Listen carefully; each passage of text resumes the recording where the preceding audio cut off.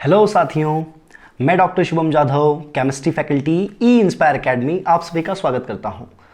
तो दोस्तों, ये जो लेक्चर है ये हमारा पहला लेक्चर है जो कि हम पूरे जो साल भर के हमारे जो कोर्स होगा केमिस्ट्री का, जो कि हम टारगेट कर रहे हैं 2021 के नीट को, है ना, जो कि 2021 के नीट को हम टारगेट करते हुए जो पढ़ रहे हैं, है ना, उसका जो पहला लेक्चर है, क्लियर है। और इस लेक्चर में हम जो डिस्कस करने वाले हैं केमिस्ट्री में, वो हम आपके साथ शेयर करेंगे परमाणु संरचना। और ये लेक्चर स्पेशली हिंदी माध्यम के छात्रों के लिए और छात्राओं के लिए बनाया गया है, क्लियर है। तो इसमें बेसिकली हम ये देखें कि इस अध्याय का या इस चैप्टर का हमारे परीक्षा में कितना वेटेज आता है, कितना पोर्शन कवर होता है, कितने प्रश्न आ जाते हैं जो कि हम वहाँ पर इजीली सॉल्व कर सकते हैं। तो यदि हम यहाँ पर बात करें कि परमाणु संरचना से, यदि हम परीक्षा की बात करें तो परमाणु संरचना से 2 प्रश्न निश्चित तौर पर हर बार आते हैं, है ना। अब यहाँ से हमने कहा कि सर ये 2 क्वेश्चन आएंगे या 2 प्रश्न आएंगे, इनसे हमारे 8 नंबर तो सीधे आ गए, है ना। पर इसके अलावा इस जो टॉपिक है या फिर ये परमाणु संरचना है, इसका बहुत बड़ा जो एक इंपॉर्टेंस होगा, जो महत्व होगा, वो आगे के जो कुछ चैप्टर्स हैं या आगे की जो टॉपिक्स हैं वो पढ़ने में हमें बहुत हेल्प मिलेगी, है ना। तो यहाँ पर हम वो बेसिक्स डिस्कस करेंगे, क्लियर है। तो छात्रों और छात्राओं, या हम कहें कि मेरे प्यारे प्यारे हिंदी माध्यम के बच्चों, हम क्या करेंगे कि किसी भी तरह से हम यहाँ पर ये नहीं हम सोचेंगे कि हम तो हिंदी माध्यम से हैं, हमें तो कम आता होगा, या फिर हमारे लिए कंटेंट कम अवेलेबल है, हमारे लिए मटेरियल नहीं है। ऐसा कुछ नहीं है। इंस्पायर एकेडमी के ई लर्निंग ऐप पर आपको हिंदी माध्यम के बच्चों के लिए वो सब कुछ मिलेगा, वो सब कुछ मिलेगा जो एक हिंदी माध्यम का बच्चा डिजर्व करता है, क्लियर है। और नीट को क्रैक करने का एक उसका जो सपना है वो पूरा होने की, वो पूरा करने की वो क्षमता रखता है, ठीक है।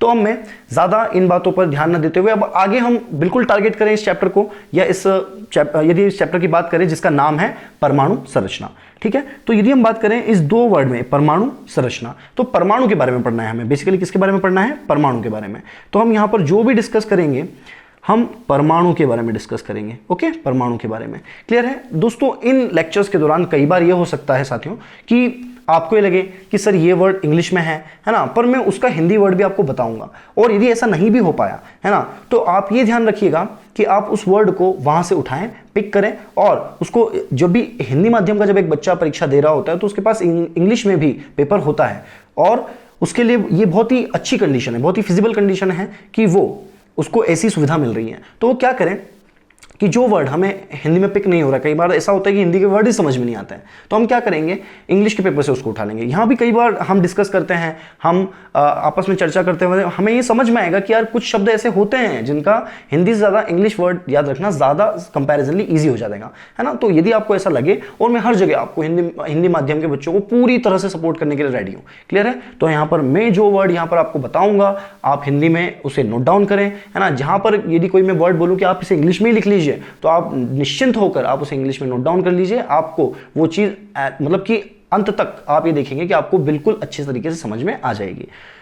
परमाणु क्या होता है आप देखें, यदि आप इसका संधि करें, संधि विच्छेद करें, है ना, तो एक होता है परम और एक होता है अणु। ये 2 वर्ड से मिलकर बना है परमाणु।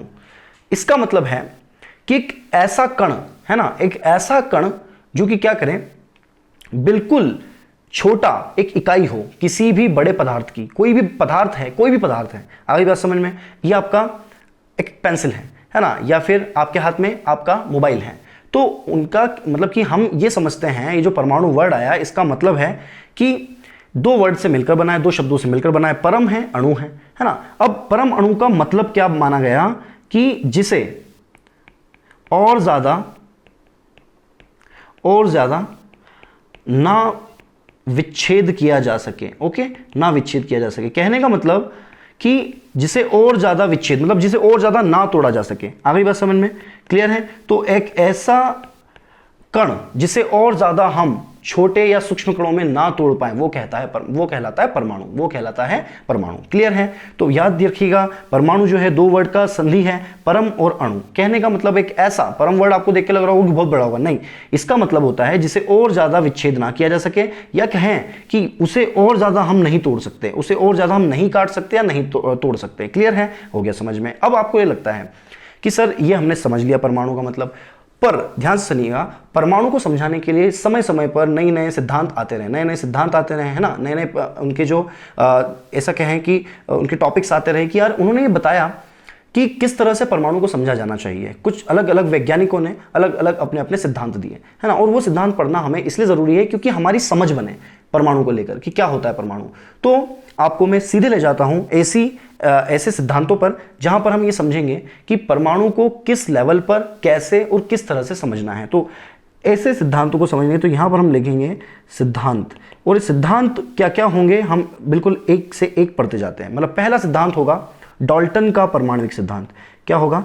डाल्टन का परमाणविक सिद्धांत। ओके, डाल्टन का परमाणविक सिद्धांत हमें परमाणु के बारे में क्या क्या बताता है मैं भी आपको बताने वाला हूं, पर इससे पहले आप समझ लीजिए, है ना। और मैं अब आपको इस डाल्टन का परमाणविक सिद्धांत में आपको एक क्या समझ चित्र की सहायता से समझाने की कोशिश करूंगा, जिसमें आप क्या करेंगे, उस चित्र को देखेंगे और समझेंगे कि डाल्टन आखिर कहना क्या चाहता था, है ना। हो सकता है कि जब आप चित्र देखें तो आपको उसमें बहुत से इंग्लिश वर्ड दिखे, पर मैं आपको सबका हिंदी बता दूंगा, आप उसको अपनी कन्वीनियंस के हिसाब से या अपनी सुविधा के हिसाब से उसे कन्वर्ट कर लें, है ना। तो यदि आप देखें, हम यहाँ पर देखेंगे, ठीक है, ये जो पहला हमारा सबसे पहला जो चित्र है ना, वो कहता है डाल्टन का सिद्धांत, है ना। यहां पर आप लिखेंगे डाल्टन का सिद्धांत, यहां पर जो भी इंग्लिश में लिखा है इसके नीचे आप नोट डाउन कर लेंगे डाल्टन का सिद्धांत, है ना। अभी डाल्टन का सिद्धांत ये कहता है, आपको सारे पॉइंट्स में आपको यहां पर लिस्टिंग कर देता हूं, क्या क्या कहता है। पहला उनका कहना है कि सबसे सूक्ष्म इकाई किसी भी पदार्थ की जो होती है ना, सबसे सूक्ष्म इकाई जो होती है किसी भी पदार्थ की, जिसको और ज्यादा हम नहीं तोड़ सकते, वो होती है परमाणु। ओके, पहला पॉइंट, ठीक है ना, जिसे और ज्यादा हम ना तोड़ सके, पहला पॉइंट इनका हुआ। दूसरा पॉइंट इनका कहना था कि यदि दो प्रकार के पदार्थ है हमारे पास, ए पदार्थ है और बी पदार्थ है। ए पदार्थ जो है कुछ परमाणुओं से मिलकर बना है ना, और बी पदार्थ फिर कुछ परमाणुओं से मिलकर बना है। अगली बात समझ में, ए पदार्थ कुछ परमाणुओं से मिलकर बना है, बी पदार्थ कुछ परमाणुओं से मिलकर बना है। तो इनका कहना था डाल्टन का कि किसी एक पदार्थ के सारे परमाणु अपने गुणों में समान होते हैं, अपने गुणों में समान होते हैं। अगली बात समझ में, अपने गुणों में वो क्या होते हैं, समान होते हैं। पर ध्यान से सुनिएगा, जो दूसरे पदार्थ हैं उसके परमाणुओं के गुणों से अलग होते हैं। कहने का मतलब है, ध्यान से सुनिएगा, जस्ट फॉर एन एग्जांपल, यदि आप इसको उदाहरण के तौर पर देखें तो ए जो पदार्थ है ना, ए जो पदार्थ है, ए पदार्थ के ये कुछ परमाणु हैं, ये परमाणु आपस में गुणों में समान हैं, पर ये जो परमाणु है ए पदार्थ के, ये बी वाले परमाणुओं या बी वाले पदार्थ के परमाणुओं से अलग हैं, गुणों में अलग हैं। बस इनका इतना कहना था। यदि इसको मैं उल्टा करके देखूं कि बी पदार्थ के जो परमाणु हैं वो गुणों में आपस में समान है, पर ए वाले पदार्थ के जो ए पदार्थ है, उस ए पदार्थ के जो परमाणु हैं उनसे गुणों में भिन्न हैं। आगे बात समझ में, तो यहां पर ये अलग हैं और ये आपस में एक दूसरे के समान हैं। कहने का मतलब दो चीजें हैं, यदि एक ही पदार्थ है, उसी पदार्थ के सारे परमाणुओं के बारे में देख रहे हैं तो वो सभी समान होंगे, है ना। और यदि हम किसी दूसरे पदार्थ के परमाणुओं के साथ हम तुलना कर रहे हैं तो वहां पर क्या हो जाएगा, वो अलग अलग, या फिर हम कहते हैं भिन्न भिन्न गुणों में, ठीक है। तो ये 3 पॉइंट थे जो कि हमें किसने बताया, डाल्टन ने बताया, है ना। पहला जो समानता वाला पॉइंट बताया उन्होंने, और तीसरा जो भिन्नता वाला जो उन्होंने पॉइंट बताया, है ना, कहां भिन्नता होगी और कहां समानता होगी, ठीक है ना। अब हम थोड़ा सा आगे बढ़ते हैं कि क्या इनकी सीमाएं थी। ये जो डाल्टन ने अपना सिद्धांत तो दिया, पर हर सिद्धांत की कुछ सीमाएं होती है। सीमाएं मतलब क्या होता है कि वो चीजें वो डाल्टन का सिद्धांत नहीं बता पाया। तो डाल्टन क्या नहीं बता पाया, जो कुछ उप परमाणविक है ना, परमाणविक कण होते हैं, कुछ उप परमाणुक कण होते हैं, उनके बारे में नहीं बता पाया। उप परमाणुक कण का मतलब परमाणु के अंदर भी कुछ कण होते हैं, इनसे भी छोटे, क्योंकि इसका सिद्धांत था तो यही खत्म हो गया कि भैया सबसे छोटा कौन, परमाणु, इसको और ज्यादा हम डिवाइड या तोड़ नहीं सकते। पर नहीं, बाद में जब दूसरे वैज्ञानिकों ने खोज की तो उन्हें पता चला कि यार नहीं, यहां पर क्या होते हैं, कुछ और उप परमाणुक कण भी होते हैं जो कि क्या करते हैं, उन परमाणु के अंदर होते हैं, है ना, उन परमाणुओं के अंदर होते हैं जो कि कहलाते हैं परमाणुक कण। क्लियर है, तो ये इसकी सीमा थी। चलो आगे बढ़ते हैं। अगला सिद्धांत क्या है, आप इसे अपनी कॉपी में नोट कर लें, है ना। अभी अगले सिद्धांत की तरफ बढ़ते हैं। अगले सिद्धांत में बढ़े तो वो होता है थॉमसन का सिद्धांत। थॉमसन का सिद्धांत या थॉमसन का मॉडल, है ना। यदि आप बात करेंगे यहाँ पर तो आप ये देखेंगे आपकी स्क्रीन पर लेफ्ट हैंड साइड पे जो डायग्राम दिया हुआ है आपको, है ना, इसे हम कहते हैं थॉमसन का सिद्धांत या थॉमसन का मॉडल। इस थॉमसन के सिद्धांत को कुछ और नाम भी दिए गए, जिसे आप बिल्कुल अपनी कॉपी में नोट कर लें। इस सिद्धांत को हम कहते हैं वाटरमेलन या तरबूज सिद्धांत। आगे बात समझ में, हम इसे कहते हैं वाटरमेलन या तरबूज सिद्धांत, ठीक है। क्लियर है? इसे इसके अलावा हम कहेंगे, तरबूज सिद्धांत के अलावा इसे हम कहेंगे रेजिन पुडिंग सिद्धांत।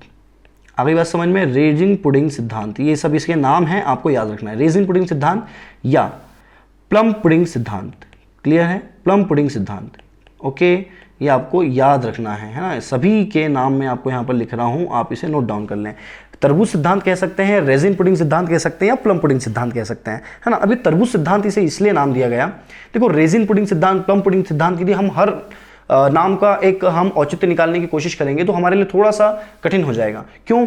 क्योंकि ये यहाँ पर ये पोर्शन हम जो पढ़ रहे हैं ये सिर्फ हमारी समझ के लिए पढ़ रहे हैं, इनसे क्वेश्चन आने का या प्रश्न आने का जो संभावना है वो बहुत ही कम है। समझे साथियों? तो आपको क्या करना है, इनसे सिर्फ समझ अपनी आपको विकसित करनी है। क्लियर है? अब यदि हम बात करें कि थॉमसन का जो परमाणुिक सिद्धांत है वो क्या कहता है। थॉमसन का परमाणुिक सिद्धांत कहता है कि भैया एक जो परमाणु होता है वो तरबूज की तरह होता है ना? जिसमें, अब ध्यान सुनिएगा, आपने तरबूज को लिया और ये जो सरफेस है, ये जो आपकी सतह है जिसको मैं राउंड कर रहा हूँ, है ना, इसको मैं यहाँ बनाता हूँ, है ना, इसको मैं थोड़ा सा डिटेलिंग में यहाँ बनाता हूँ। ये मैंने तरबूज की कटी हुई सतह ले ली, है ना। अब ये क्या हुआ कि आप जब तरबूज को देखते हैं साइड से, तो साइड से तो वो बिल्कुल क्या रहता है, साइड से वो बिल्कुल रहता है यहाँ पर यदि आप देखेंगे, मैं इसको पूरा बनाने की कोशिश करता हूँ, यदि इसको पूरा बनाया हमने, है ना, तो यदि आप बात करेंगे यहाँ की, ठीक है, तो यहाँ से वो बिल्कुल इस तरह से कुछ होगा, है ना, और इस तरह से कुछ यहाँ से वो बिल्कुल फुलफिल्ड होगा, जो आपको डायग्राम में भी दिख रहा होगा, है ना, इस तरह से। और जो कॉर्नर है ना, कॉर्नर जो आपका है, ठीक है ना, ये इस तरह से जो कॉर्नर की कहें या फिर बॉर्डर कहें, है ना, ये जो बॉर्डर है पूरा आपका ये वाइट होता है, और इसके अंदर यहाँ पर अंदर, है ना, ये होते हैं इनके बीज, ठीक है ना। तो इनका कहना था कि जब आप एक परमाणु को इस तरह से कंपैरिजन करते हैं जो आपके सामने बना हुआ है या तुलना करते हैं, तो इनका यह कहना था कि परमाणु के पूरे पदार्थ में, अंदर पूरे पदार्थ में ये जो धनायन होता है एक समान पूरी तरह से फैला होता है ना, ये धनायन होता है। ये धनायन को मैं यहाँ पर लाल कलर से यहाँ पर मैं प्रदर्शित कर रहा हूँ, ठीक है ना। और ये जो काले काले इनके जो बीज हैं, इनको इन्होंने कहा यहाँ पर ऋणायन, ठीक है ना, ऋणायन, ओके। तो एक हो गया धनायन और एक हो गया ऋणायन, क्लियर है। मतलब धनायन को हम पॉजिटिव से यहाँ पर दर्शाते हैं और ऋणायन को यहाँ पर नेगेटिव चार्ज से, ठीक है ना। तो इनका ये कहना था कि ये जो धनायन है ये पूरे परमाणु के जो पदार्थ में पूरा एक समान फैला होता है, पर जो ऋणायन होता है वो एक समान नहीं फैला होता है। वो बिल्कुल ही ऐसा कह सकते हैं कि उनका कोई निश्चित व्यवस्थापन नहीं है, वहां पर वो पूरी तरह से अलग अलग तरीके से बिल्कुल विस्तृत तरीके से फैले हुए हैं, पर असमान रूप से, है ना, इस तरह से। क्लियर? ये इनका सिद्धांत था। पर अब इन्होंने कहा कि यार ये सिद्धांत दिया है, पर अगले कुछ वैज्ञानिकों ने बताया कि इस सिद्धांत में हमें कुछ कमियां लगती हैं। क्या? कि ये सिद्धांत ये नहीं बता पा रहा है ना, इस तरह से नहीं बता पा रहा है कि एक कोई भी निश्चित यहाँ पर किसी भी, जैसे हम ऋणायन की बात करें या धनायन की बात करें, तो एक निश्चित स्थान यहाँ पर नहीं बताया गया कि पूरे परमाणु के किस स्थान पर धनायन होगा, किस स्थान पर ऋणायन होगा, है ना। बहुत ही एक ही विस्तृत जानकारी तो दी, पर एक बहुत ही रैंडम जानकारी यहाँ पर इन्होंने दी कि भैया क्या होगा कि जो धनायन है वो पूरे परमाणु के पदार्थ में फैला हुआ होगा, और जो वहाँ पर ऋणायन है वो किसी भी तरह से रैंडमली वहाँ पर फैला हुआ होगा, कोई उसका निश्चित व्यवस्थापन नहीं दिया। तो ये इसकी सीमा थी, कहने का मतलब ये यहाँ पर ये चीज़ें फेल हो गई, ठीक है। और आगे आने वाले कुछ वैज्ञानिकों ने जब खोज की तो उन्होंने ये पाया कि नहीं, ऐसा नहीं होता, धनायन परमाणु में एक निश्चित जगह पर होता है और ऋणायन भी परमाणु में एक निश्चित जगह पर होता है। आगे बात समझ में? तो जब ये चीज़ें आइडेंटिफाई की गई तो, या फिर पहचाना गया इनको, तो वहाँ पर ये जो सिद्धांत है ये फेल हो गया, है ना। अब इस सिद्धांत को हम और आगे बढ़ाएं तो यहाँ पर हमने प्लम पुडिंग या तरबूज सिद्धांत या रेजिन पुडिंग सिद्धांत को समझा। आगे बढ़ते हैं, एक और सिद्धांत आया जो कि परमाणु की संरचना को समझाने के लिए बहुत ही अहम योगदान देने पर, मतलब कि उसने एक बहुत ही अहम योगदान दिया परमाणु को समझाने के लिए, है ना। वो था रदरफोर्ड का सिद्धांत, वो था रदरफोर्ड का सिद्धांत, है ना, रदरफोर्ड का सिद्धांत। अब ये रदरफोर्ड का सिद्धांत क्या था भैया, है ना, ठीक है ना। इस रदरफोर्ड के सिद्धांत को पढ़ते हैं, बहुत इंपॉर्टेंट है। जल्दी से हम फटाफट इसे रदरफोर्ड के सिद्धांत को पढ़ते हैं, और इसमें क्या क्या हमें पढ़ना है वो हम जल्दी से देख लेते हैं। तो रदरफोर्ड का सिद्धांत आप इसमें अपनी मेन हेडिंग डाल लें, है ना, अपना, और फिर हम आगे बढ़ते हैं। अब क्या है, इसने क्या किया था, सबसे पहले हम इसे 3 हेडिंग में पढ़ेंगे, हम इसे 3 अलग अलग पॉइंट्स में पढ़ेंगे, क्या क्या पढ़ना है हमें। सबसे पहले इसका प्रयोग क्या था, इसने प्रयोग क्या किया था, है ना। फिर इस प्रयोग के बाद इसे कुछ पॉइंट्स ऐसे मिले, है ना, जिसके बेसिस पे उन्होंने अपना सिद्धांत आगे बढ़ाया। तो प्रयोग किया, इसके बाद क्या क्या इनके पॉइंट्स थे जो इन्हें मिले, है ना, या फिर हम इसे कहें कि क्या क्या इन्होंने वहां पर जब देखा तो इन्हें क्या क्या ऑब्जर्वेशन हुए, है ना, क्या क्या ऑब्जर्वेशन हुए, ठीक है ना, तो ऑब्जर्वेशन के टर्म में देखेंगे, ठीक है ना। इसके बाद यदि हम बोलें कि लास्टली इन्होंने क्या बताया, लास्टली इन्होंने बताया कि इनके परिणाम क्या थे, आगे बात समझ में, या इन्होंने फाइनली, है ना, परिणामिक तौर पर क्या क्या पॉइंट अपने दिए, है ना। तो यहां पर हमने 3 पॉइंट हमें डिस्कस करना है। सबसे पहले प्रयोग क्या था, है ना, प्रयोग करने के बाद उन्हें क्या क्या पॉइंट्स मिले या क्या क्या उन्होंने देखने को मिला, है ना, पॉइंट्स क्या थे, प्रयोग क्या था और परिणाम क्या थे, मतलब किस तरह से उन्होंने अपना मॉडल दिया। पहला प्रयोग क्या था, प्रयोग ये था कि उन्होंने क्या किया, यहां पर आप ध्यान से देखिएगा डायग्राम में, है ना, सबसे पहले उन्होंने क्या किया, यहां पर इस तरह से यदि आप देखेंगे तो यहां पर उन्होंने एक स्रोत लिया। किस चीज का स्रोत लिया, उन्होंने अल्फा पार्टिकल्स या अल्फा कणों का स्रोत लिया। उस स्रोत से उन्होंने क्या किया, बौछार की, उन अल्फा पार्टिकल्स की क्या की, बौछार की। किस पर बौछार की, एक पतली सी पन्नी, आप जहां जहां पर मैं सर्कल कर रहा हूं वहां पर आपको वो दिया इंग्लिश में है, पर आप उसे हिंदी में लिख लें, है ना। जैसे मैंने आपको सोर्स ऑफ अल्फा पार्टिकल लिखा है तो मैंने यहां पर बोला स्रोत, है ना, स्रोत, अल्फा कणों का स्रोत, है ना। इसके बाद यदि मैं कहूं बीम ऑफ पार्टिकल तो आप इसे कन्वर्ट कर लेंगे किस चीज में, आपका बौछार, है ना। इसके बाद हम करें थिन गोल्ड फॉइल तो आपकी पतली पन्नी, है ना, सोने की पतली पन्नी, ठीक है ना। इसके बाद ये जो पूरा ब्लैक कलर का आपको राइट साइड दिख रहा है, ये एक स्क्रीन है जिसपे हमने उन कणों को लिया, है ना, उन कणों के बारे में हमने आगे फर्दर क्या किया, उनके बारे में जाना, ठीक है। तो सबसे पहले इनके जो पॉइंट्स थे, क्या क्या इन्हें मिला, इन्होंने देखा कि अधिकांश जो अल्फा पार्टिकल थे या अधिकांश जो अल्फा कण थे, है ना, वो सीधे, अधिकांश अल्फा कण जो थे वो सीधे बिना किसी विचलन के उस जो सोने की पन्नी थी उससे निकल गए, है ना। तो बिना विचलन के वो चले गए अधिकांश अल्फा कण, है ना, बिना विचलन, ठीक है ना। इसके बाद क्या हुआ, बिना विचलन के कुछ मतलब जो अधिकांश थे वो तो चले गए। दूसरा क्या हुआ, है ना, दूसरा ये हुआ कि कुछ कण जो थे वो अपने पथ से विचलित हो गए, कुछ कण जो थे अपने पथ से विचलित हुए, है ना। और लास्टली या अंत में देखें तो बहुत ही कम, है ना, बहुत ही कम या कुछ से भी बहुत कम, है ना, बहुत ही कम जो कण थे वो क्या हुए, अपने मार्ग पर पुनः आ गए। क्लियर है, जिस मार्ग पर वो गए थे उसी मार्ग पर वो पुनः लौट आए। क्लियर है। अब यहां पर ये बात समझ में आती है कि ठीक है सर, ये पॉइंट्स थे, इनके ये यहाँ क्या थे, ऑब्जर्वेशन थे, इन्होंने देखा कि अच्छा ऐसा हो रहा है, मेरा प्रयोग करने के बाद मुझे ये दिख रहा है, तो इन्होंने बोला मैं अपना क्या देता हूं, परिणामिक मेरा सिद्धांत देता हूं, परिणाम आने के बाद उनके जो सिद्धांत देंगे, ठीक है ना। तो अब ये सिद्धांत क्या है, सिद्धांत ये है, सिद्धांत के कुछ पॉइंट समझते हैं हम, है ना। तो आप प्लीज़ ये जो पॉइंट है इसको आपके स्क्रीन को आप क्या कर लें, रोक लें, और रोक कर आप ये जो पॉइंट्स हैं ये अपनी कॉपी में लिख लें, है ना, क्योंकि मैं इन्हें अभी थोड़ा सा क्लियर कर रहा हूँ, है ना। ये पॉइंट प्लीज़ आपको स्क्रीन को रोकना है और इसको आप नोट डाउन कर लें, ठीक है। आपने नोट डाउन कर लिया होगा।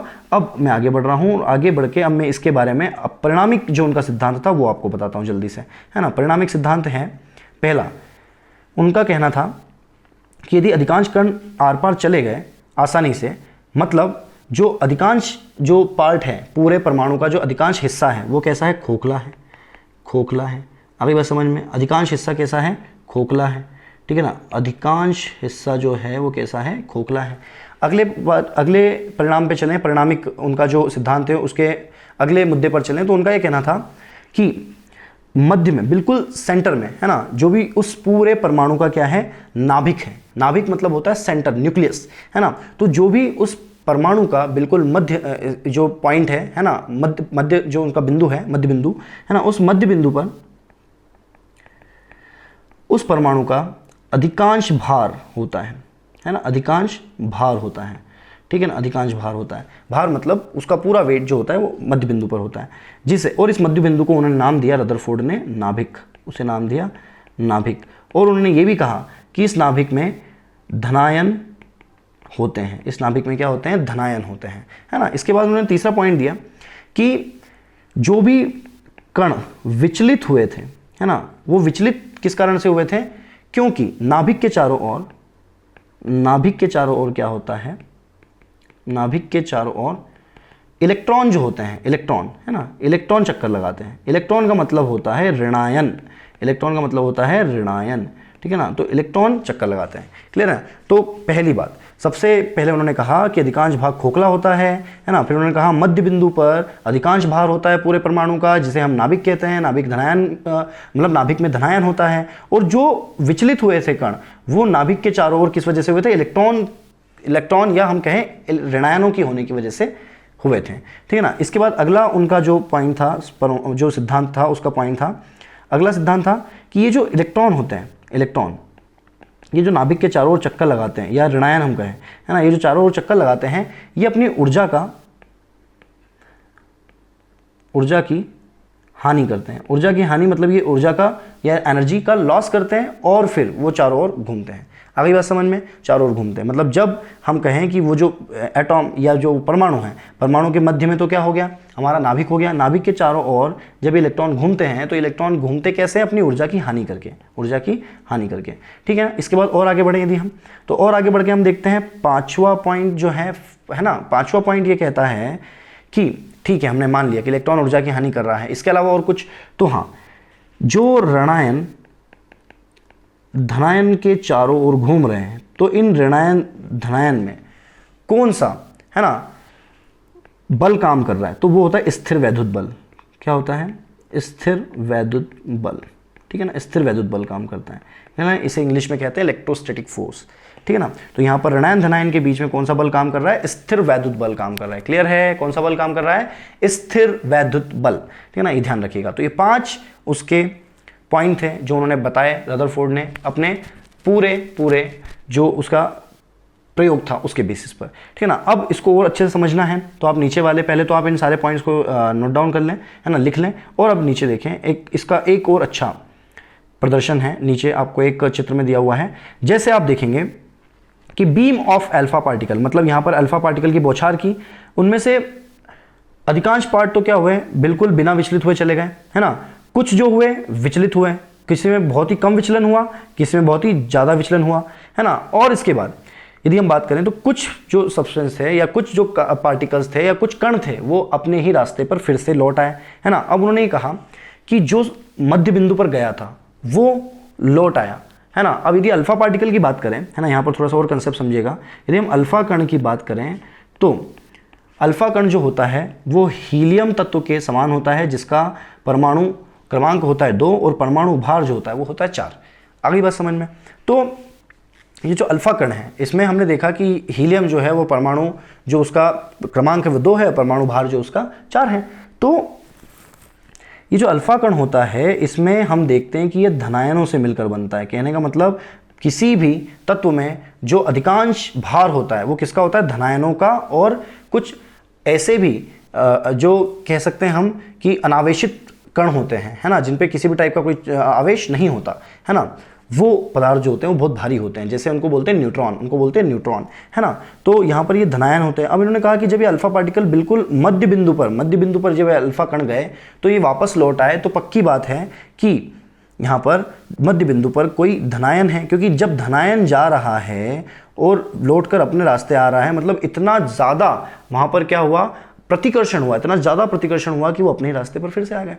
क्लियर है? तो यहाँ पर इन्होंने अपनी जो सिद्धांत है इसको बताया कि इनका सिद्धांत था कि मध्य में नाभिक होगा, उसमें धनायन होंगे, है ना, और अनावेशित पदार्थ होंगे, है ना। चारों ओर इलेक्ट्रॉन्स या कि हम कहें कि ऋणायन घूमते रहते हैं, है ना। और इनका कहना था कि जो इलेक्ट्रॉन्स हैं या ऋणायन हैं ये अपनी ऊर्जा की हानि करते हैं और घूमते हैं। और बिल्कुल अंत में इन्होंने कहा कि इन जो धनायनों ऋणायनों के बीच में कौन सा बल होता है? स्थिर वैद्युत बल होता है। चलो, ये हमने समझ में आ गया। इन सभी के सिद्धांत समझने के बाद, डाल्टन का सिद्धांत, थॉमसन का सिद्धांत, और इसके बाद फाइनली हमने समझा किसका सिद्धांत? रदरफोर्ड का सिद्धांत। इनको समझने के बाद हमें एक चीज समझ में आई कि एक सामान्य परमाणु कैसा होता होगा। तो सामान्य परमाणु ऐसा होता है, ये जो आपको अगले यहाँ पर मैं बता रहा हूँ, इसमें ये जो आपको प्रदर्शित किया गया है स्टार मार्क में, ये होता है सामान्य। नाभिक होता है, नाभिक में होते हैं प्रोटॉन, जिसको मैं P से बताऊंगा, है ना। नाभिक में होते हैं प्रोटॉन P से। न्यूट्रॉन होता है नाभिक में, इसको मैं N से बताऊंगा, है ना। इसके बाद चारों ओर ये जो आपको नीले कलर के गेंद दिख रही हैं, है ना, इनको हम कहते हैं इलेक्ट्रॉन। आगे बात समझ में, जो चारों ओर होते हैं, ठीक है ना। और ध्यान से सुनिएगा, ठीक है ना, कि यहाँ पर ये जो इलेक्ट्रॉन होते हैं ये नाभिक के चारों ओर निश्चित त्रिज्या की जो वृत्ताकार पथ में यहाँ पर घूमते रहते हैं, वृत्ताकार पथ में घूमते रहते हैं। अगली बात समझ में। इसके बाद यदि हम बात करें कि यहाँ पर लिखा हुआ है P से प्रोटॉन्स, N से न्यूट्रॉन्स और ये जो ब्लू डॉट दिए हुए हैं या नीले डॉट दिए हुए हैं इनको हम बोलेंगे इलेक्ट्रॉन। क्लियर है? और ये एक सामान्य जनरलाइज मतलब सामान्य एक मॉडल है, एटम या परमाणु ऐसा होता होगा। क्लियर है? अब मैं इसको नोट डाउन कर लें आप, जो भी आपको समझ में यहाँ पर आपको जो भी मैंने बोला, जो भी आपको समझ में आया, अब हम आगे बढ़ते हैं और अब हम बढ़ेंगे एक बहुत ही इंपॉर्टेंट टॉपिक की तरफ, और वो इंपॉर्टेंट टॉपिक होगा उप परमाणविक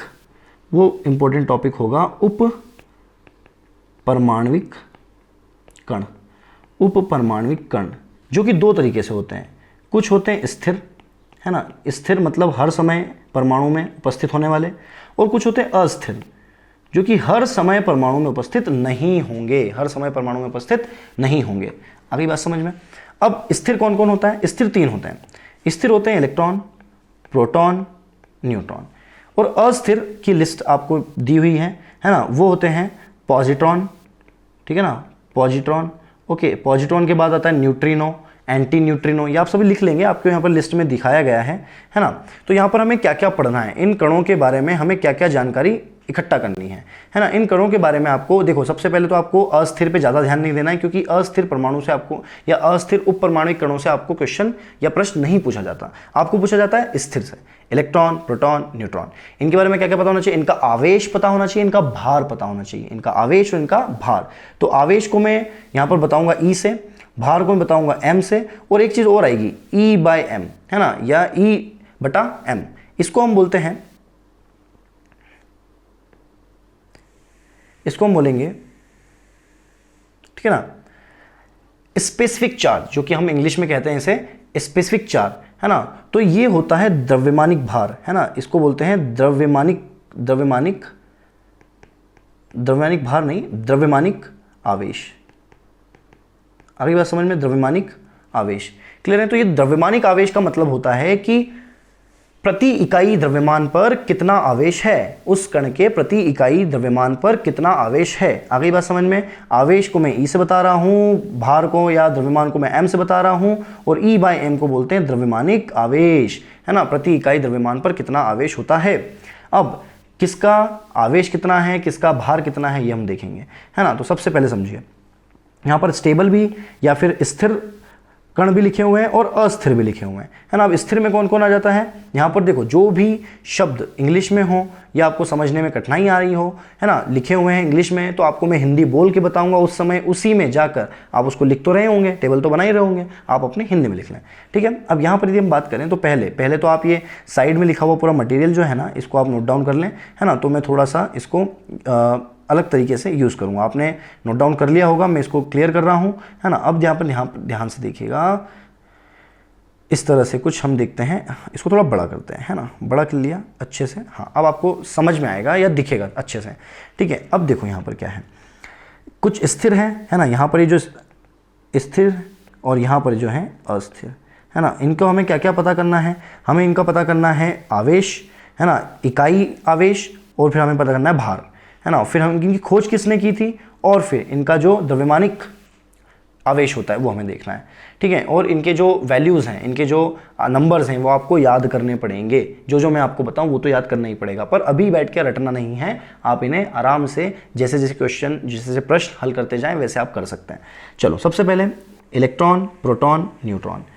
इकाई जो आवेश है, इलेक्ट्रॉन का -1, प्रोटॉन का +1 और न्यूट्रॉन का 0 होता है, इकाई आवेश, है ना। और इस इकाई आवेश की जो आप कहें वैल्यू, या आप इसे कहें इसका मान कितना होता है, तो इसका मान होता है 1.6 10 की घात -19, है ना, 1.6 10 की घात -19, इंग्लिश में कहें 1.6 10⁻19, है ना। इसके बाद यदि प्रोटॉन की बात करें तो उसका इकाई आवेश भी उतना ही होता है जितना इलेक्ट्रॉन का होता है, बस उनकी प्रकृति में अंतर है। प्रकृति मतलब एक धनायनित होता है और एक ऋणायनित होता है। क्लियर है? ऋणायनित कौन होता है? इलेक्ट्रॉन, और धनायनित कौन होता है? प्रोटॉन। चलो, न्यूट्रॉन के ऊपर कोई भी आवेश नहीं होता। यदि हम भार की बात करें, भार हमें केजी, किलोग्राम में चाहिए, तो किलोग्राम में इलेक्ट्रॉन का जो भार होता है वो होता है 9.1 या कहें 9.1 10 की घात -31। फिर प्रोटॉन की बात करें तो वो होता है 1.67 10⁻27, मतलब 1.67 10 की घात माइनस या ऋण में आपको लिखना है 27, है ना। फिर आप बात करेंगे 1.68 गुणा 10 की घात -27, तो ये हो जाएगा आपका न्यूट्रॉन का। तो यदि आप यहाँ पर देखें, कि किसी के आवेश और किसी के भार आपको ज्ञात करना है इन कणों के। तो ध्यान सुनिए, आवेश का जो इकाई होता है, आवेश का इकाई होता है कूलाम और भार का इकाई है केजी में। इसके अलावा दो चीज़ें और हैं, एएमयू में भी एक भार लिखा हुआ है ना, और एक आवेश लिखा हुआ है सीजीएस में। इन वैल्यू को बस एक बार आप देख लें, है ना, याद करने की ज़रूरत ज़्यादा नहीं है, नहीं पूछे जाते क्वेश्चन, ठीक है, पर आप फ्रिक्वेंटली देखते रहेंगे तो आपको याद भी हो जाएंगी ये चीज़ें। तो इलेक्ट्रॉन का जो सीजीएस में है 4.8 या फिर कहें 4.8 10 की घात -10, 4.8 10 की घात -10। प्रोटॉन का भी वही, इलेक्ट्रॉन का भी वही, न्यूट्रॉन पर तो कोई आवेश होता ही नहीं है ना। यदि एमयू में हम भार की बात करें इलेक्ट्रॉन की तो 0.000554 है ना, ठीक है। और यदि प्रोटॉन की बात करें तो 1.0075, न्यूट्रॉन की बात करें तो 1.0087, ठीक है। आगे बढ़ते हैं। खोज इलेक्ट्रॉन की की थी थॉमसन ने, प्रोटॉन की थी गोल्डस्टीन ने, और न्यूट्रॉन की थी चैडविक ने। क्लियर है? ओके। अब यदि हम बात करें द्रव्यमानिक आवेश की, यहां पर ये जो मैंने आपको सर्कल किया अभी, ये द्रव्यमानिक आवेश, तो आपको इलेक्ट्रॉन का द्रव्यमानिक आवेश याद रखना है। इलेक्ट्रॉन का द्रव्यमानिक आवेश होता है 1.75 10 की घात 11 कूलाम प्रति किलोग्राम, है ना। इसी तरह से प्रोटॉन की बात करें तो उसका जो द्रव्यमानिक आवेश होता है वो होता है 9.5 या हम कहें 9.5 10 की घात 4 कूलाम पर किलोग्राम, कूलाम प्रति किलोग्राम। ये आपके कुछ द्रव्यमानिक भार है। इसमें से कौन सा वैल्यू याद कर लें सर, जो कि बहुत इंपॉर्टेंट है, इलेक्ट्रॉन का द्रव्यमानिक भार आपको याद होना ही चाहिए, याद होना ही चाहिए, आप इसको भूल ही नहीं सकते, भूल कर भी मत भूलना भाई। आगे बात समझ में। अब आते हैं, अभी आपको ये पूरी टेबल पढ़ के लगा होगा कि सर इतना सारा याद करना पड़ेगा क्या। डरिए मत, एक साथ बैठ के कुछ याद करना नहीं होता है ना। धीरे धीरे धीरे आप हैबिट में आ जाएगा, पढ़ना चालू करें, आपसे पढ़ना चालू करें, धीरे धीरे पढ़ेंगे सब कुछ समझ में आएगा। क्लियर है? अब हम चलते हैं अस्थिर।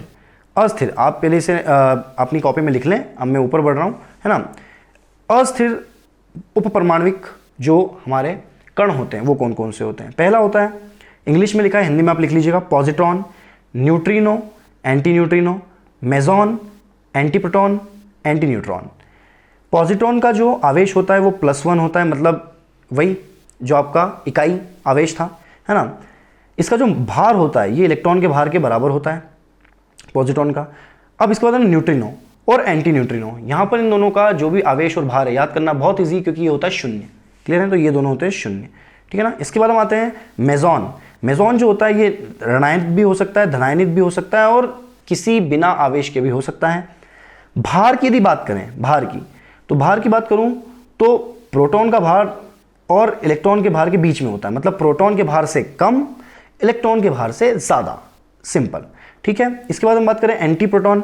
एंटीप्रोटॉन का जो आवेश होता है वो -1 होता है, या हम कहें इकाई तो होती है पर इकाई में कैसा, ऋणावेशित इकाई होती है ना। इसके बाद हम बात करें इसके भार की, तो प्रोटॉन के भार के बराबर, है ना। mp, देखो पहली बात, आवेश को मैंने बताया था E से बताऊंगा और भार को मैंने बताया था M से बताऊंगा। अब M के नीचे P लिखा है मतलब प्रोटॉन का भार, M के नीचे E लिखा है मतलब इलेक्ट्रॉन का भार, M के नीचे N लिखा है मतलब न्यूट्रॉन का भार, है ना। इसी तरह से आवेश यदि मैं बात करूं तो इलेक्ट्रॉन का आवेश E नेगेटिव, प्रोटॉन का आवेश P पॉजिटिव और न्यूट्रॉन का आवेश N नॉट या N0, है ना, N0, ठीक है ना, ये हो जाएगा। क्लियर है? अब इसके बाद हम बात करें एंटी न्यूट्रिनो की, तो एंटी न्यूट्रिनो में इसका जो न्यूट्रॉन से बना है तो इसका आवेश कुछ भी नहीं है, पर इसका जो भार है वो न्यूट्रॉन के बराबर है। आपको मैं मतलब ऐसा कहें कि पूरे भरोसे के साथ कह सकता हूं कि आपको ये पूरी जो तालिका है ये पढ़ते समय आपको ये समझ में आया होगा कि तो सर बहुत ही कठिन है। नहीं, कठिन नहीं है, आप धीरे धीरे धीरे धीरे इसको पढ़ें, है ना, डरे नहीं, बस मैं यही चाहूँगा आपसे। इस सभी को पढ़ने के बाद इन सभी की ये जो सिद्धांत है ये सब पढ़ लिया हमने उपपरमाणुक कणों के बारे में पढ़ लिया, है ना, हमने E/m मतलब द्रव्यमानिक आवेश के बारे में पढ़ लिया। अब हम थोड़ा सा आगे चलते हैं, फिर से उसी चीज़ पर चलते हैं जो कि हम जहाँ से हमने छोड़ा था, है ना, कि सारे परमाणुिक सिद्धांत होने के बाद और उपपरमाणुक कणों के पढ़ने के बाद हमें क्या क्या पढ़ना रह जाता है, जो कि हमें पढ़ना है अभी फिलहाल कंडीशन में पढ़ना है ना। तो अभी क्या क्या पढ़ेंगे, देखो सबसे पहले हम चलते हैं यहाँ पर, और यहाँ पर हम आए तो सबसे पहले आपको पढ़ना है तत्व प्रदर्शन।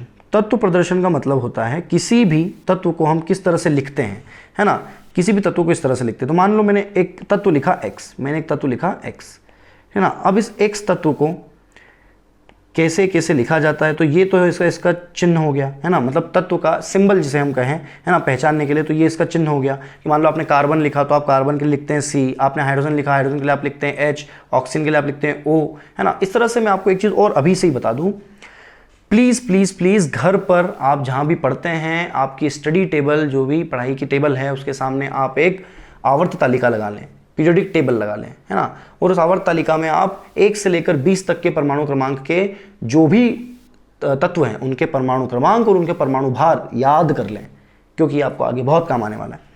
ठीक है, अब यदि मैं एक तत्व है इसको यदि मैं यहाँ पर लिखता हूँ, है ना, यहाँ पर मैं लिखूंगा इसका Z को बोलते हैं परमाणु क्रमांक, Z को बोलते हैं परमाणु क्रमांक, Z को बोलते हैं परमाणु क्रमांक, है ना। और यहाँ पर लिखते हैं परमाणु भार, यहाँ पर लिखते हैं परमाणु भार।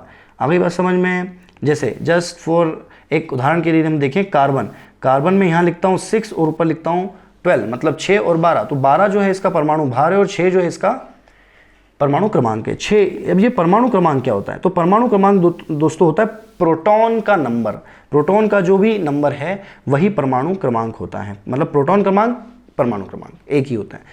परमाणु भार क्या क्या होता है, परमाणु भार में 2 चीज़ें आती हैं, प्रोटॉन और न्यूट्रॉन, 2 चीज़ें मिलकर बनता है परमाणु भार। अब न्यूट्रॉन का नंबर कैसे निकालें, तो भैया परमाणु भार बराबर यदि हम देखें तो प्रोटॉन Z के बराबर है क्या, मतलब परमाणु क्रमांक के बराबर है, तो मैं P की जगह Z लिख दूं तो सही है ना, क्योंकि Z बराबर किसके है, P के। तो यहाँ पर मैं N लिख दूंगा, तो N की वैल्यू कैसे निकाली आपने, A माइनस Z करके निकाली, मतलब आपको परमाणु भार में से परमाणु क्रमांक को घटाना है, तब जाके आपके पास क्या आ जाएगा, आपका न्यूट्रॉन आ जाएगा। ठीक है, ओके। तो यहाँ पर आपकी क्लियरिटी, पर आपके दिमाग में एक चीज़ और अभी घूम रही होगी, सर ये इलेक्ट्रॉन का क्या चक्कर है ना।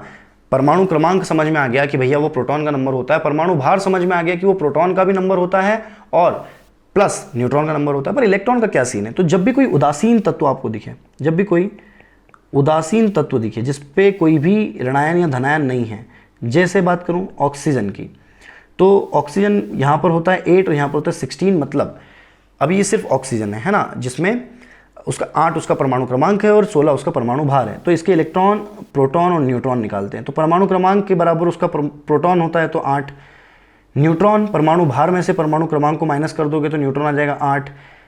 ध्यान रखना, जब भी एक उदासीन तत्व हो, उदासीन तत्व में ध्यान से सुनिएगा, उदासीन तत्व में प्रोटॉन और इलेक्ट्रॉन बराबर होते हैं, प्रोटॉन और इलेक्ट्रॉन बराबर होते हैं, मतलब यहाँ पर इलेक्ट्रॉन भी कितने आ जाएंगे, 8। पर जब भी उदासीन तत्व पे उदासीनता नहीं रह जाएगी या पर उस पर कोई आवेश आ जाएगा, जैसे हम बात करें ऑक्सीजन पर यहाँ पर 2 नेगेटिव या 2 ऋणायन आ गए।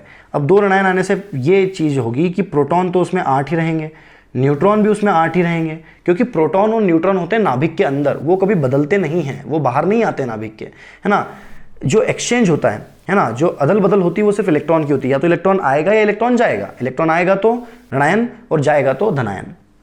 तो यहाँ पर यदि बात करें अब इलेक्ट्रॉन कितने हो गए, तो देखो 2 ऋणायन बाहर से आ गए, और मैंने कहा था जब तक वो अनावेशित होता है, अनावेशित या उदासीन, तब तक प्रोटॉन के बराबर ही इलेक्ट्रॉन का नंबर होता है। तो 8 तो थे ही थे, 2 और आ गए, 10 हो गए।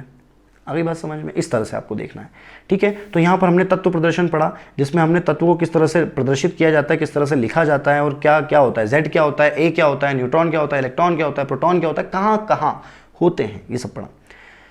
आगे हम इन्हीं पर आधारित कुछ चीज़ें और समझेंगे, जैसे कुछ शब्द होते हैं जिनका पढ़ना आपके लिए बहुत ज़रूरी है। सबसे पहला समस्थानिक। समस्थानिक का मतलब होता है Z जो है वो सेम है, मतलब समान है, ठीक है, और A मतलब परमाणु भार वो भिन्न है, परमाणु भार क्या है, भिन्न है। अगली बात समझ में, तो ये ऐसा कोई आपको बहुत सारी प्रजातियां मिले तत्वों की या परमाणुओं की, जैसे आपके सामने मैं लिख दूं हाइड्रोजन, तो हाइड्रोजन हाइड्रोजन हाइड्रोजन, यहाँ परमाणु क्रमांक लिखते हैं, सभी के परमाणु क्रमांक समान है, पर परमाणु भार की बात करें तो इसका 1 है, इसका 2 है, उसका 3, मतलब इसका 1 2 3। तो यहाँ पर देखिए जब कभी भी परमाणु क्रमांक समान हो तो वो हो जाए, और परमाणु भार भिन्न हो तो वो हो जाते हैं समस्थानिक, वो हो जाते हैं समस्थानिक, ठीक है ना। फिर समस्थानिक के बाद एक आता है समभारिक, एक होता है समभारिक। नाम में आपको क्लियर दिख रहा होगा कि इन समभारिक का मतलब होता है कि परमाणु भार समान है, परमाणु भार समान है, बिल्कुल समस्थानिक का अलग होता है, उल्टा होता है। और ये जो परमाणु क्रमांक है, ये यहाँ पर परमाणु क्रमांक क्या होते हैं, भिन्न होते हैं। भार जो होता है वो समान होता है और परमाणु क्रमांक जो होता है वो भिन्न होता है। ऐसे कौन कौन से तत्व होते हैं भैया, तो आपके पास देखेंगे आपको आर्गन, पोटेशियम और कैल्शियम, है ना। तो आर्गन, पोटेशियम, कैल्शियम की यदि हम बात करें, ठीक है, तो यहाँ पर ये होता है, इसका भार 40, इसका भार भी 40 और इसका भार भी 40, लगभग समान होते हैं। आर्गन होता है 18, पोटेशियम होता है 19 और कैल्शियम होता है 20, 18, 19, 20। तो यदि आप देखेंगे कि इन सभी के भार समान हैं, इनके सभी के भार समान हैं, पर इनका जो परमाणु क्रमांक है वो अलग अलग है। तो ऐसे जो तत्व होते हैं आपस में कहलाते हैं संभारिक। क्या कहलाते हैं, संभारिक। इनके और भी उदाहरण हो सकते हैं, पर मैं आपको एक एक उदाहरण से आपको आपका जो सिद्धांत है या जो आपका कंसेप्ट है आगे बात समझ में, उसको मैं आपको क्लियर करते जा रहा हूँ। समस्थानिक समभारिक के बाद आता है सम न्यूट्रॉनिक। सम न्यूट्रॉनिक, नाम से ही लग रहा होगा कि न्यूट्रॉन का नंबर बराबर होना मतलब सम न्यूट्रॉनिक। न्यूट्रॉन का नंबर बराबर होना मतलब सम न्यूट्रॉनिक। आप इसे नोट लिख लें अपनी कॉपी में, मैं इसको थोड़ा सा ऊपर करूँगा स्क्रीन को, ठीक है। चलो भैया, सम न्यूट्रॉनिक की बात करें तो सम न्यूट्रॉनिक मतलब न्यूट्रॉन जो होते हैं वो समान होते हैं, है ना। अभी न्यूट्रॉन समान होंगे, कैसे निकालेंगे, तो सबसे पहले यदि आप देखें, जैसे आपके सामने लिखा हुआ है सिलिकॉन, आपके सामने लिखा हुआ है सिलिकॉन। सिलिकॉन में यहाँ पर इसका परमाणु क्रमांक हमने लिख दिया 14 और परमाणु भार 30। फॉस्फोरस में 15, 31 मतलब 15 और 31। सल्फर में हमने लिखा 16 और 32। तो परमाणु भार में से परमाणु क्रमांक को हम घटाकर निकालते हैं न्यूट्रॉन। तो यहाँ पर आ गया 16, यहाँ पर आ गया 16, यहाँ पर आ गया 16, मतलब सभी में न्यूट्रॉन्स का नंबर समान है, मतलब ये हो जाते हैं सम न्यूट्रॉनिक। सम न्यूट्रॉनिक। अब सम न्यूट्रॉनिक के बाद होते हैं सम इलेक्ट्रॉनिक। सम न्यूट्रॉनिक के बाद होते हैं सम इलेक्ट्रॉनिक।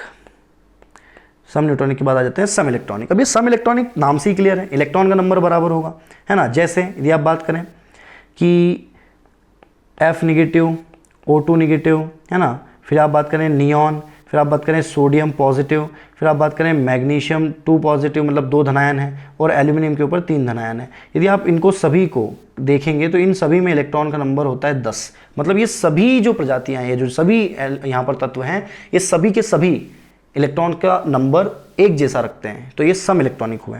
इसी तरह से कुछ और भी मेरे पास उदाहरण हैं।